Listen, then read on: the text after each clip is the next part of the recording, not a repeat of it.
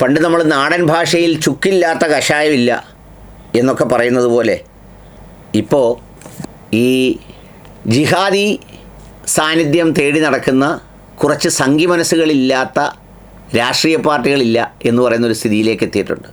KEN കുഞ്ഞഹമ്മദിനെ ജിഹാദി communist എന്നാണ് അവരുടെ ഗ്രൂപ്പുകളിൽ വിശേഷിപ്പിച്ചത്. എല്ലാ അർത്ഥത്തിലും ഈ പറയുന്ന മതത്തെ തള്ളിപ്പറഞ്ഞ് മതം അതിൻ്റെ പരിസരത്ത് എവിടെയെങ്കിലും ഉണ്ടെങ്കിൽ അതിൻ്റെ മണം പോലും ഏൽക്കാതെയാണ് KEN കുഞ്ഞഹമ്മദ് നടക്കുന്നു പോകുന്ന ആൾ.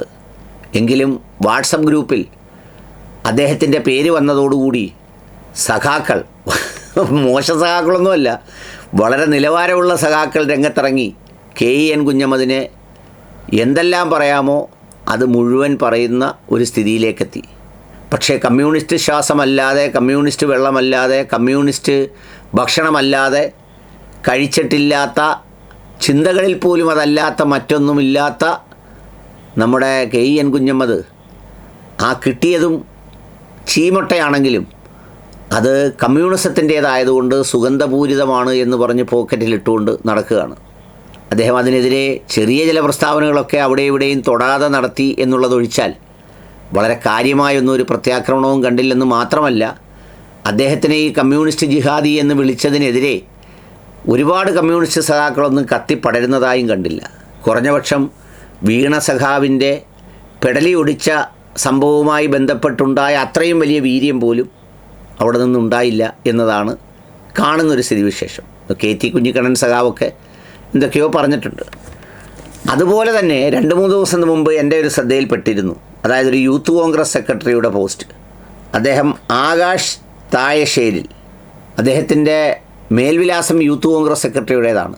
യൂത്ത് കോൺഗ്രസ്സിൽ ഇപ്പോൾ ഈ പറഞ്ഞതുപോലെ ഏതെങ്കിലും ഒരു നേതാവിനെ മണിയടിച്ച് നിന്നാൽ മുട്ടയെ വെച്ചങ്ങ് എഴുതി കൊടുക്കുവാണല്ലോ, അല്ലാതെ പഴയ യൂത്ത് കോൺഗ്രസിൻ്റെ സംഗതിയല്ലല്ലോ. ഏതായാലും പുള്ളിയുടെ പോസ്റ്റുകൾ നമ്മുടെ സുദേശ് M രഘു എന്ന് പറയുന്ന ആൾ ഷെയർ ചെയ്തിരിക്കുന്നത് കണ്ടു. കോയാൻ്റെ ഹലാൽ ജിമ്മ്, മുസ്ലിം ലീഗിൻ്റെ മതേതര സ്വഭാവം നഷ്ടപ്പെടുന്നു, അപവാദങ്ങളുടെ കാറ്റ് എത്ര ശക്തമായി വീശിയാലും വെള്ളാപ്പള്ളിയോട് ചേർന്ന് നിൽക്കുന്ന ആകാശം, മതപരിവർത്തനത്തിൻ്റെ ആലുവ സ്വദേശിനി ഐഷ ഉന്നയിച്ച ഗുരുതര ആരോപണങ്ങൾ അന്വേഷിക്കണം തുടങ്ങിയ ഇതിനകത്തെ ഒരു സംഘപരിവാർ പ്രവർത്തകനായിരുന്നു പുള്ളിയെന്നാണ് കാണുന്നത്. എന്തായാലും അതിലൊരു സന്തോഷമുള്ളത്, അദ്ദേഹത്തെ ജില്ലാ സെക്രട്ടറി സ്ഥാനത്ത് നിന്ന് പുറത്താക്കിക്കൊണ്ട് സസ്പെൻഡ് ചെയ്തുകൊണ്ട് ഒരു ലെറ്റർ പാഡിലെ വാർത്തയും കാണാനിടയായി. അദ്ദേഹത്തെ സ്ഥാനത്തുനിന്ന് സസ്പെൻഡ് ചെയ്യുകയല്ല വേണ്ടത്, നിങ്ങളെല്ലാവരും കൂടി അദ്ദേഹത്തെ ആഘോഷപൂർവ്വം ചെണ്ട കൊട്ടി നേരെ BJP ഓഫീസിൻ്റെ പരിസരത്ത് വരെ കൊണ്ടുവന്ന് അതിനുള്ളിലേക്ക് പ്രവേശിപ്പിക്കുകയായിരുന്നു ചെയ്യേണ്ടിയിരുന്നത്. എങ്കിലേ അദ്ദേഹത്തിൻ്റെ ആഗ്രഹം പൂർത്തിയാവുള്ളൂ. എന്തായാലും പുറത്താക്കി എന്നുള്ളത് ഒരു നല്ല കാര്യം, അത്രയേ ഉള്ളൂ.